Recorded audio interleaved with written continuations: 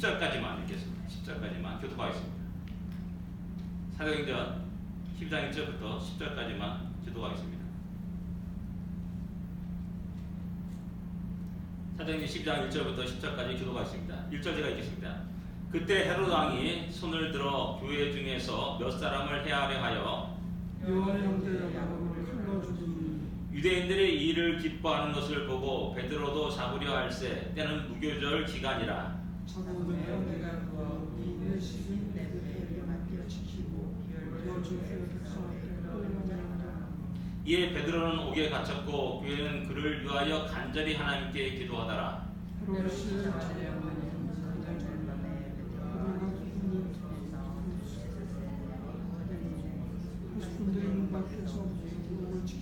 호련히 주의 사자가 나타나매 옥중에 광채가 빛나며 또 베드로의 옆구리를 쳐 깨워 이르되 급히 일어나라 하니 신사들이 그 손에서 벗어지더라. 천사가 이르되 이를 들고 신으시나 베드로가 그대로 하니 천사가 이르되 곧을 따라오라.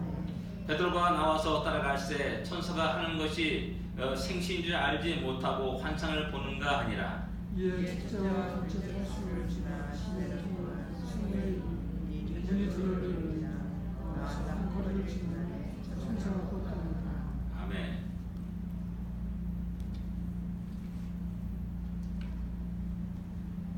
네, 오늘 본문의 말씀은 우리가 잘 알고 있는 말씀입니다. 야고보 사도가 죽임을 당하고 또 베드로가 옥문이 열려서 거기서 나와서 또 이렇게 다시 계속해서 주의 사역을 감당하는 그런 내용을 담고 있습니다. 1절에 보면 그때라는 말씀이 나옵니다. 그때 교회에 큰 핍박이 일어나게 됩니다. 핍박은 우리가 받기 원치 않죠. 어려움들, 고난들, 환난들은 우리가 각적인 피하기를 원합니다. 그러나 교회 역사를 보게 되면 언제나 모든 시대에 핍박과 어려움이 있었음을 알 수가 있습니다.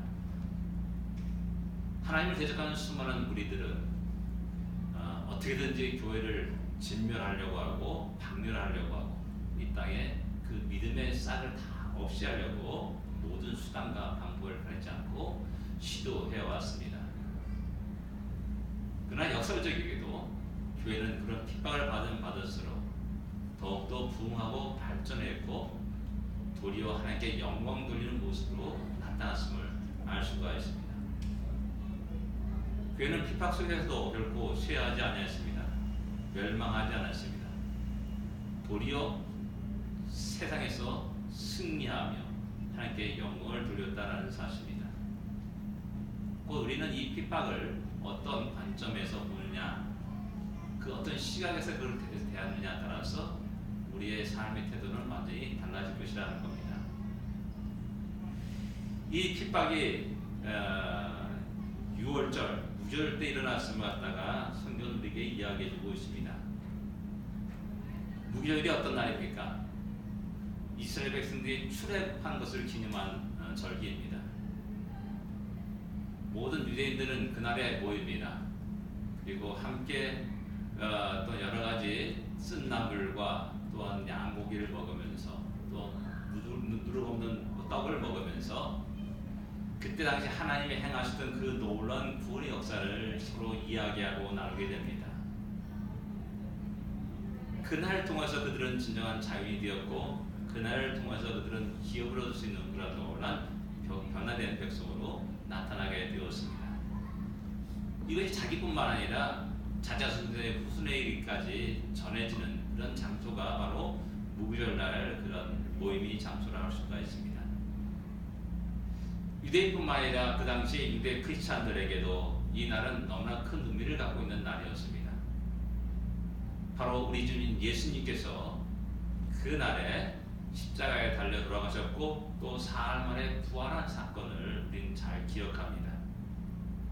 어쩌면 이 사건이 어쩌면은 주님이 돌아가시고 부활하신 승천하신 이후에 한 몇 년 흘렸을까요? 그게 오랜 세월이 흐르지 않았을 것이라는 겁니다. 많아봤자 길어봤자 한 5년 정도 뭐 그 정도의 시간이 흘렀을 겁니다.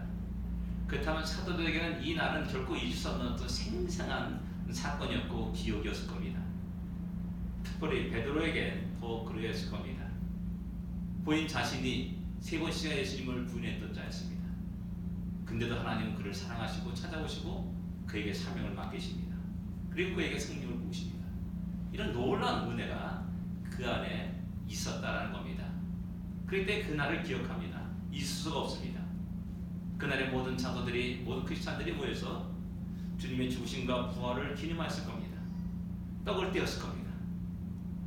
다시 구원의 놀라운 기쁨을 다시 한번 새기면서 교회가 어떻게 나갈 것인가를 또한 생각했을 겁니다. 그런데 그날에 핍박이 일어난 겁니다. 마음은 기쁨은 다른데 모든 여건들은 다 기쁨이 조건들이 다 갖춰졌는데 도리어 정반대로 고난과 환난과 핍박이 일어나는 것이죠. 이런 모습은 성경에도 나타납니다. 에스더에 보면은 니산월 1월 33일 날 전국에 조서가 쓰여져 가지고 전달돼 가지고 12월 13일 날 유대인들 전부 다 몰살해라 라는 그 조서가 뿌려지게 됩니다. 니산월 곧 1월 13일입니다. 6월절이 있는 6월절이 14일입니다. 바로 하루 전날. 어차피 그들 모두가 다 6월절을 소망하면서 막 열심히 부지런하게 준비했을 것이라는 겁니다. 근데 그들에게 들려온 소식은 정반대로 유대인들이 다 멸절당했다라는 그런 소식을 듣게 되는 겁니다. 우리 삶 속에도 이런 일들이 종종 있는 것을 볼 수가 있습니다. 우리가 하나님을 향한 열정과 있고 또 믿음의 새로운 결단하고 믿음을 살려고 하는데 형통한 길이 아니라 도리어 어려움과 고난의 길, 가시밭길을 걸을 때가 많이 있다는 겁니다. 이럴 때 우리는 그런 시련들을 어떻게 대하고 어떤 관점으로 그 시험들을 대하고 있냐는 겁니다. 이 시험은 핍박은 헤롯 왕으로 인해서 일어났습니다. 여기 본문에 나오는 헤롯 왕은 헤롯 아그리파 1세입니다. 이 사람은 예수님을 죽이려고 했던 헤롯 왕의 손자입니다. 할아버지가 예수님을 죽이려고 했고 또 많은 아기들을 죽였습니다. 그리고 또 그 손자는 교회를 핍박하는 자로 등장하고 있습니다. 이런 역사는 욥 때만 있는 것이 아니라 성경 구약 역사가 계속되었음을 알 수가 있습니다. 원래 헤롯은 에돔 족속의 후손입니다. 에돔과 야곱, 그 이야기는 우리가 너무나 잘 알고 있습니다. 장자권 때문에 싸웠습니다. 20년을 반목하면서 살았습니다. 그리고 출애굽 광야 시절에는 광야 생활 속에서는 에돔 족속의 후예인 아말렉 족속이 또한 이스라엘 백성들의 광야 행군을 막고 전쟁을 했음을 성경 우리에게 증거합니다. 에돔 족속과 이스라엘 족속의 이런 대립 관계는 여기서 끝나지 않습니다. 바벨론 제국이 침략하였을 때 에돔 족속은 형제인 이스라엘을 돕는 것이 아니라 도리어 약탈을 했음을 갖다가 오바댜서는 우리에게 증거합니다. 또 더 나가서 바벨론 포로 시에 또 그 다음에 페르시아 시절에 또한 에돔 족속의 후예인 하만이라는 사람이 이스라엘 모든 사람들을 멸절시키려고 하는 계획을 실행하려고 했던 것이 에스더에 기록되고 있는 겁니다. 역사 속에는 끝없이 하나님을 대적하는 무리들이 교회를 핍박하고 또 성도를 핍박하고 또 죽이려고 하는 그런 시도들이 계속 있었음을 알 수가 있습니다. 마치 바다에 가면은 밀물과 선물이 오면서 계속해서 철썩철썩거리는 파도가 다가오듯이 그럴 때 사탄은 그렇게 우리의 모든 삶 속에 역사 속에서 계속 그런 일들을 도전들을 해왔다는 사실입니다. 이것은 오늘 우리에게 무엇을 의미하고 있습니까? 우리는 살아가면서 잘못하면은 나는 왜 이렇게 고생하면서 살아가는가? 왜 나만 이런 어려움들을 겪고 살아가는가? 나는 그러한 생각과 말을 또한 더 나아가서는 또한 불평과 원망을 내놓을 때가 있습니다. 뭐 너무나 어렵기 때문에 그럴 수가 있습니다. 부인할 수는 없습니다. 근데 중요한 건 뭐냐면 나만 겪는 고난이라고 생각하는 겁니다. 그 다음에는 자꾸만 도망합니다. 내게 주어진 십자가를 너무나 무거워가지고 내려놓으려고 하는 그런 유혹이 살금살금 들었게 됩니다.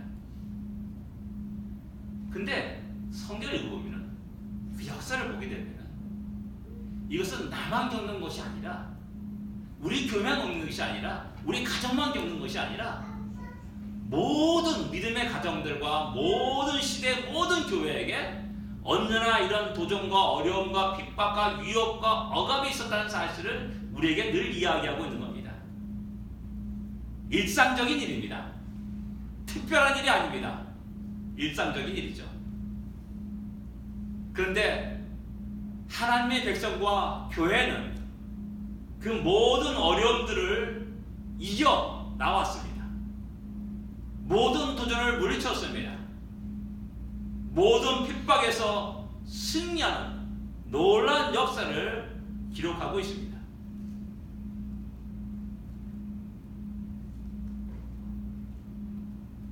우리가 천국 시민권을 가지고 살아가는 자입니다. 우리는 나그네입니다. 당연히 나그네이기 때문에 텃세를 부리는 여기 뭡니까? 텃세를 부리는 그 사람들에 의해서 여러 가지 어려움을 당할 수 있는 것이 지극히 당연한 일이라고 생각하게 됩니다. 그 어려움을 당할 때마다 진정 하나님 나를 부르신 목적이 무엇인가? 우리 교회를 세우신 목적이 무엇인가? 그런 어떤 새로운 그런 근본으로 돌아가고 기도하면서 하나님의 뜻을 계속 걸어갈 수 있는 우리가 되어야 되는 겁니다. 그럴 때 하나님 우리를 통해서 마음껏 영광을 받으시는 것이죠. 핍박, 그것이 도리어 복이 되는 겁니다. 핍박을 통하여서 어려움을 통하여서 우리 개인의 믿음은 성장해 나가고 교회는 더욱더 하나님께 영광 돌리는 모습으로 더욱더 성장해 나가는 그런 모습을 드러내게 됩니다. 두 번째, 그때 순교의 피가 흘렀음을 성경은 우리에게 이야기해주고 있습니다. 헤롯 왕이 야고보 사도를 칼로 죽입니다. 12사도 가운데 최초의 순교자가 발생한 겁니다. 이것을 보고 유대인들이 기뻐했다라고 성경은 기록합니다. 헤롯은 또한 그렇게 기뻐하는 모습을 보니까 야 유대인들이 좋아하는구나. 그래서 그 유대인의 마음에 맞게 또 몇몇 사람들을 잡아다가 감에 가두고 죽일 계획을 세우고 있음을 성경은 이야기합니다. 아마도 유대인들이 왜 이런 사건들을 좋아했을까요? 예수 부활을 따르는 수많은 무리들이 어느 하루아침에 3,000명 되고 5,000명 되고 막 제사장무리까지 주를 믿고 살아가는 놀라운 역사가 일어나는 겁니다. 부활을 믿지 않는 사도들에게는 눈의 가시 같은 존재였을 겁니다. 또 지금까지 백성들이 존경을 받아왔던 바리새인들, 그들은 또한 이들의 무리를 상당히 안 이롭게 생각할 수 있을 것입니다. 그래서 그들은 기뻐했습니다. 우리 여기서 또 한번 생각할 수 있는 것은 뭐냐면 야고보 사도와 요한 사도의 모습입니다. 어쨌든 같은 형제입니다. 그런데 그의 삶을 보이는 정반대의 모습을 보여주고 있습니다. 가장 일찍 하나님이 데려가신 사도 야고보 사도입니다. 근데 가장 늦게 이야기로는 한 90대까지 넘어서 살았다라고 얘기합니다. 그 오랫동안 살아서 교회를 지킨 사람 사도 요한, 이렇게 우리는 알고 있습니다. 우리 마음에 그렇습니다. 야고보 사도 좀 더 오래 살아면 얼마나 좋았을까? 그럼 교회가 더욱더 든든해지고 또 야고보 사도를 통해서 수많은 영혼들이 저 앞에 들어오는 놀라운 역사가 있었지 않을까 하는 그런 생각을 하게 됩니다. 왜 젊은 나이에 하나님 데려가셨을까? 라는 그런 생각을 하게 됩니다. 뭐 우리 주위에도 그런 모습을 많이 보여주지 않습니까? 안타까운 건 뭡니까? 젊은이가 어느 날 하루아침에 그 죽음을 당하고 사라져가는 겁니다. 그럴 때마다 우리는 안타까움을 금할 길이 없습니다. 또 역시 마찬가지로 그런 관점에서 이 야고보 사도의 죽음을 본다면은 우리에겐 참으로 슬픔이요, 고통이요, 괴로움일 겁니다. 근데 야고보 사도 그렇게 생각했을까요? 라는 겁니다. 죽음을 당하면서 야고보 사도 나 인생 너무나 억울하다. 왜 젊은 나이에 나를 데려가시는가? 라는 이런 통탄을 하였을까요? 저는 그렇게 생각하지 않습니다. 어쩌면 야고보 사도는 하나님의 뜻과 계획을 너무나 잘 알고 있었을 것입니다.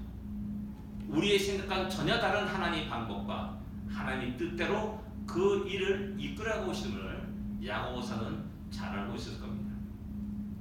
어쩌면 교회를 위해서, 한 영혼의 구원을 위해서 자신의 피를 요구하시는 하나님이시라는 사실을 알았을 겁니다. 그리고 기꺼이 주여 당신이 필요한다면 나의 생명을 바칩니다 라면서 자기의 생을 마감하지 않았을까 하는 생각을 하게 됩니다. 이런 생각이 지나치게 확대한 해석이겠습니까? 아닙니다. 그 뒤에 나오는 베드로의 모습을 보면 우리가 먼저 짐작할 수가 있는 겁니다. 6월절 지난 후에 이제 그를 백성 앞에 나와서 이제 죽이려고 했습니다. 근데요, 베드로의 모습은 그걸 잠을 자는 모습을 우리에게 보여줍니다. 내일 죽을 수 있습니다. 어쩌면 뭐 약간 좀 지나면 모레 정도 죽을 수 있습니다. 어쩌면 베드로 사도는 야고보의 죽음도 이미 알고 있었을 겁니다. 어떻게 죽음을 당했는지 알고 있었을 겁니다. 죽음 앞에 둔 베드로의 모습은 두려움과 공포가 전혀 없습니다. 너무나 평안하게 홀 잠을 자는 겁니다. 긴장돼서 잠을 자는 게 아닙니다. 오죽하면 천사가 발을 펑 쳐가지고 깨웠냐는 겁니다. 그 정도로 깊은 잠에 드는 사람입니다. 무엇을 말합니까? 조금도 죽음에 대한 공포와 두려움이 없었다는 걸 말하는 겁니다. 왜 그렇습니까? 주님을 목격한 자들이었습니다. 주님의 부활을 목격한 자요, 주님의 부활을 만난 자요, 그 분을 만지고 이야기하고 교제했던 자들이었습니다. 그런 자들이 죽음이 두렵겠습니까? 주님의 승천과 오순절 성령 강림을 몸소 체험한 자들이 죽음이 두렵겠습니까? 전혀 죽음을 두려워할 필요가 없는 존재들이 사도들의 모습이었습니다. 야고보도 조금도 다르지 않을 것이라는 사실입니다.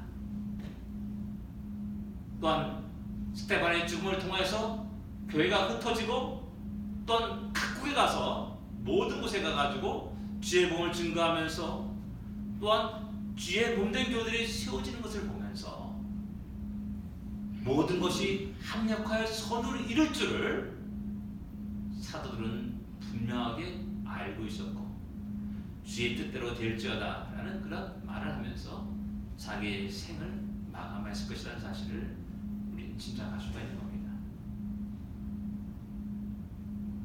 자신들의 죽음도, 자신들이 흘려야 될 피도 그렇게 하나님께 영광이 되며 교회를 위해서 큰 힘이 될 것을 야고보와 베드로는 잘 알고 있었던 겁니다.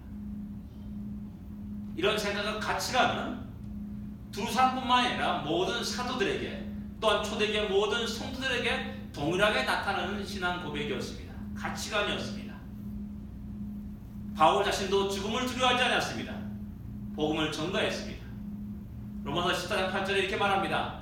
우리가 살아도 주를 위해 살고 죽어도 주를 위해 죽나니 그러므로 사나 죽으나 우리가 주의 것이로다 라고 우리 고백합니다. 사나 죽으나 우리가 주의 것이로다. 이 말이 뭡니까? 주님이 원하신다면, 주님이 나의 생명을 원하신다면, 주님이 나의 시간을 원하신다면, 주님이 나의 재능을 원하신다면 다 오케이, 당신의 뜻대로 사용하여 주십시오라는 그런 고백이 사도 바울의 고백이었고 초대교회 성도들의 고백이었다는 겁니다. 그러기에 죽음도 불사합니다. 두려움이, 공포가, 두려움이 그들을 지배하지 못합니다. 디모데후서 4장 6절, 7절, 8절에 또 바울 사도는 이렇게 말합니다. 전제와 같이 내가 벌써 부어지고 나의 떠날 시각이 가까웠도다. 죽음을 임박한 자기의 마지막 생애를 보고 있는 겁니다. 나의 선한 싸움을 싸우고 나의 달려갈 길을 마치고 믿음을 지켰으니 이제 후로는 나를 위하여 의의 멸류관이 예비되었다라고 이렇게 이야기합니다.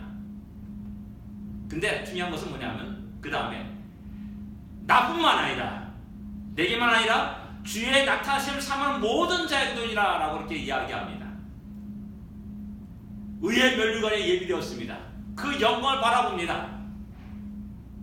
그러기에 오늘 내 앞에 있는 환난과 어려움과 핍박과 고난 그 모든 것들은 아무 의미가 없는 겁니다. 설령 내 목에 칼을 대고 예수를 부인하라는 그 위협조차도 아무 의미가 없는 겁니다. 기꺼이 순교자의 길을 걷습니다. 고차하게 비굴하게 목숨을 구걸하지 않습니다. 아, 때가 되었구나. 하나님 나를 부르시는구나. 그럼 기꺼이 가야지. 즐거움으로, 기쁨으로, 감사함으로 찬양하며 그 길을 걸어가는 겁니다. 이것이 바로 사도들의 모습이었고 이것이 바로 초대교회의 모습이었습니다. 오늘 이 시대를 살아가는 우리들의 모습이 되어야 되는 겁니다. 우리는 너무나 비굴하게 살고 있지 않습니까? 먹고 입고 자고 하는 문제 때문에, 좀 더 화려하게 하는 문제 때문에 비굴하게 살고 있지는 않습니까? 종종 이제 얘기합니다.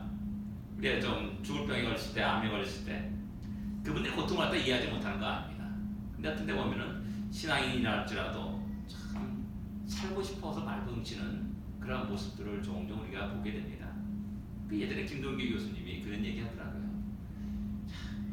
뭐 좀 병원에 가서 약 먹고 나을 것 감사하고, 또 병원에 가서 의사한테 치료받은 나면 감사하고, 아, 의사가 당신 6개월밖에 못 삽니다 라고 사형 선고를 하면, 아, 그래 내 인생 끝났구나 감사하고, 그러면서 준비하면서 하나님께 가는 것이 아름다운 모습이 아니겠느냐라는 그런 이야기를 들은 적이 있습니다. 어떤 분은 사형 선고를 받았습니다. 암으로 그 병원에 입원했습니다. 자기 생애가 얼마 남지 않은 것을 알고, 이게 참 돌아보니까 참 여러 가지 그런 게 있나 봐요. 그래서 내가 돌아가기 전에 내가 할 일이 무엇인가 찾아서 그가 그 다음에 일어나서 자기 비슷한 암 병동에 있으니까 똑같은 형편이 있는 사람들 아니니까 그 사람들에게 복음을 전한다는 겁니다. 마지막 한 순간까지도 하나님이 그를 사용하기를 원하신 겁니다. 그리고 그의 믿음에 합당한 반응을 그는 보여주었던 겁니다. 사람들이 말하는 거예요.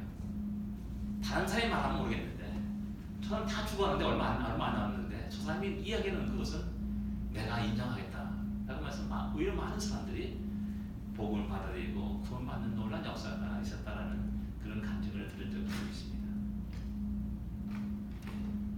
우리 살아가면서 생과 사의 그런 가치관에 대해서 분명히 해야 됩니다. 사는 것이 아니고 죽는 것이 아닙니다.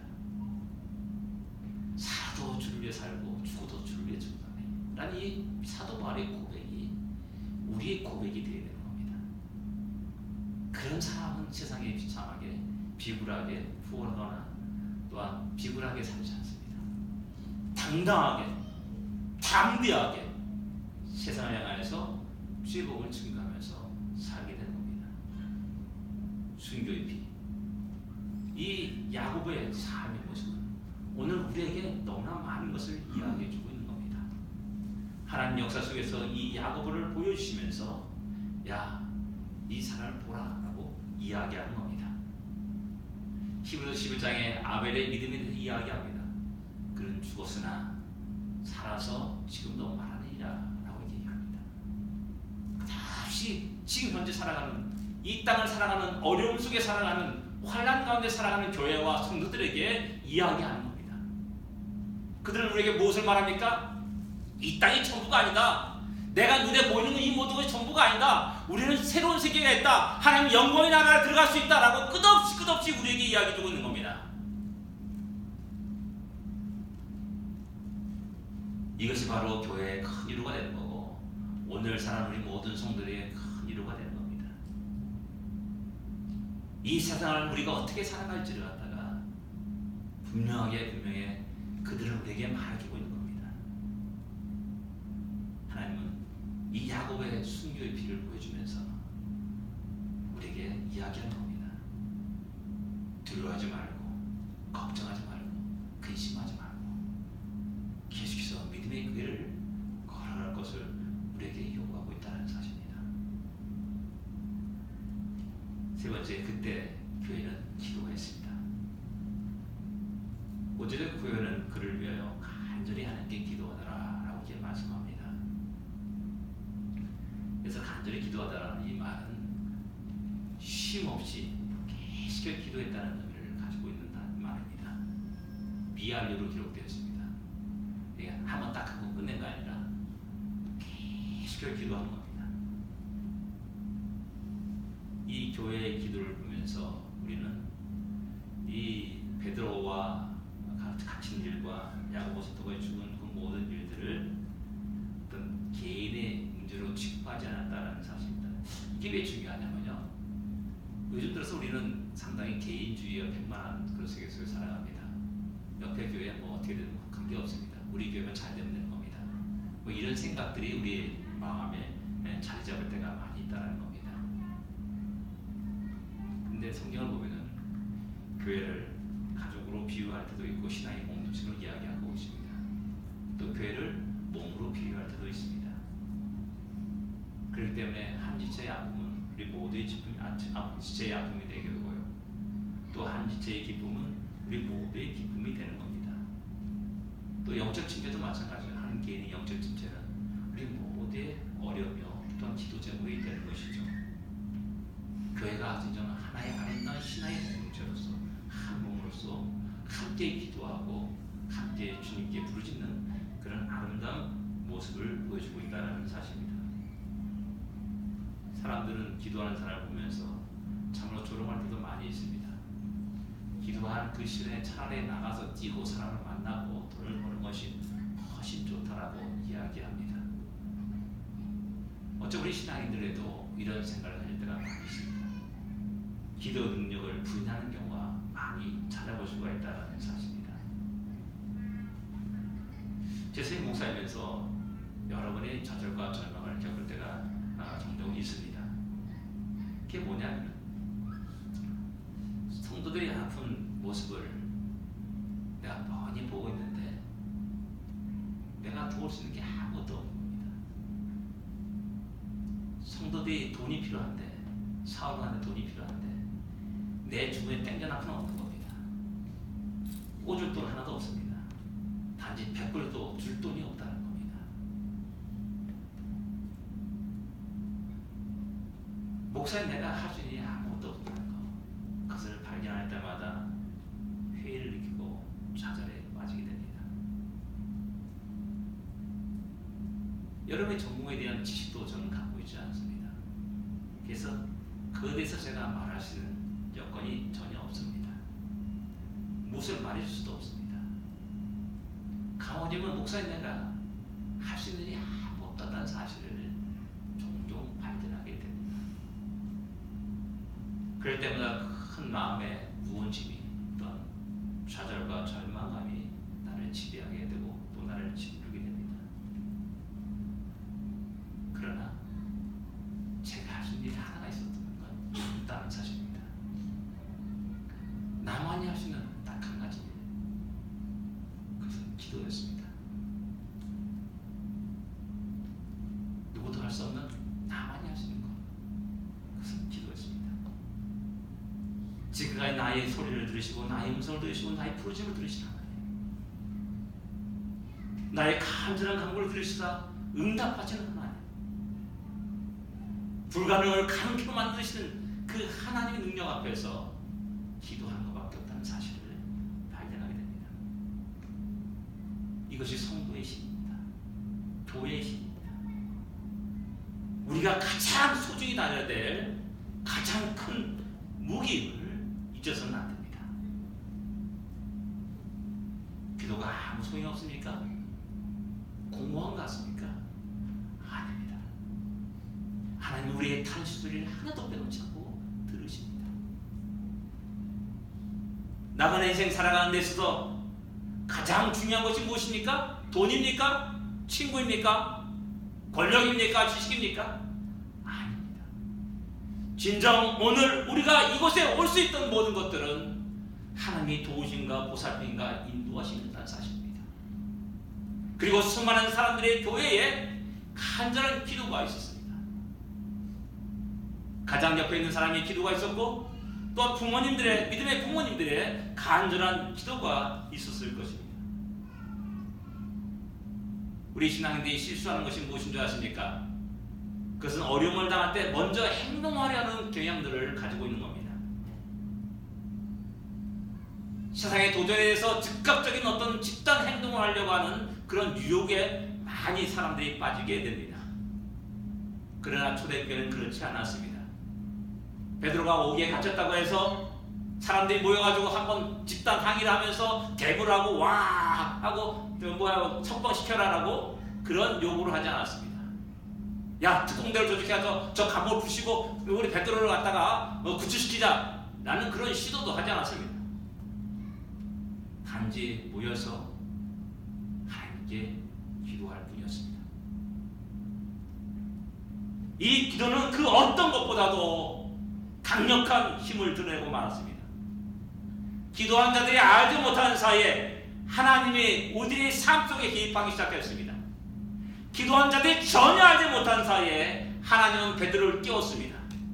기도한 자들이 전혀 알지 못한 사이에 하나님은 일하기 시작했다는 사실입니다. 전능하신 하나님이 그의 손에 팔에 착고를 풀었고 옥문을 열고 또한 군주들을 재우셨으며 그들을 베드로의 감옥으로서 밖으로 그를 인도하셨다는 사실입니다. 이런 것이 성경에 수없이 기록됨에도 불구하고 우리는 기도의 능력을 부인합니까? 기도 안 하고 살아갈 수가 있습니까? 절대 그렇지 않습니다. 우리가 지금까지 살아온 모든 것은 그 누구가 나를 알지 못한 그 누구가 그 어느 곳에서 나를 위해서 기도하고 있다는 사실입니다. 그리고 하나님은 그 기도를 들으시고 역사하셨습니다. 성도들이여 속아서는 안 됩니다. 야 기도보다 일어나자 나가자 우리 함께 힘을 묻히자 으쌰으쌰 하자 라는 이런 헛된 말에 속아서는 안 됩니다. 교회가 이게 많이 속았습니다. 그래서 남미의 해방신학이 나왔고 우리나라의 민중신학이 나왔습니다. 그들 행동하는 모습 보십시오. 으쌰으쌰 하는 겁니다. 막 수많은 군중을 동원해가지고 압력을 가는 것이죠. 정치적 변화를 깨려고 애를 씁니다. 해방신의 어떤 사람은 불의에 항거하기 위해서 총을 들기도 했습니다. 이것이 과연 하나님 원하시는 방법일까? 하나님 우리에게 얘기합니다. 잠잠하라. 무릎을 꿇어라. 그리고 기도하라고 우리에게 이야기합니다. 우리는 조국의 여러 가지 소식들을 듣습니다. 또한 미국의 여러 가지 총기 사고, 여러 가지 문제들을 우리가 듣습니다. 우리가 무엇을 해야 할까요? 할 수 있는 게 아무것도 없습니다. 단지 하나님 우리에게 조용히 무릎을 꿇라고 합니다. 그리고 기도할 것을 우리에게 요구하고 있습니다. 그럴 때 하나님이 우리의 인생에 개입하기 시작합니다. 우리의 역사 속에 개입하기 시작합니다. 우리가 도저히 풀 수 없는 그 문제를 풀어가기 시작합니다. 교회는 핍박 속에 올바른 반응을 하였고 기도하였습니다. 이를 통해서 하나님은 교회를 시급게 하셨음을 성경은 우리에게 이야기합니다. 24절 여러분 다 같이 읽겠습니다. 12장 24절입니다. 같이 읽겠습니다. 하나님의 말씀은 흥하여 더하더라. 하나님의 말씀은 흥하여 더하더라. 이 역사가 우리 시온 장로를 통해서 계속되기를 원합니다. 기도하겠습니다.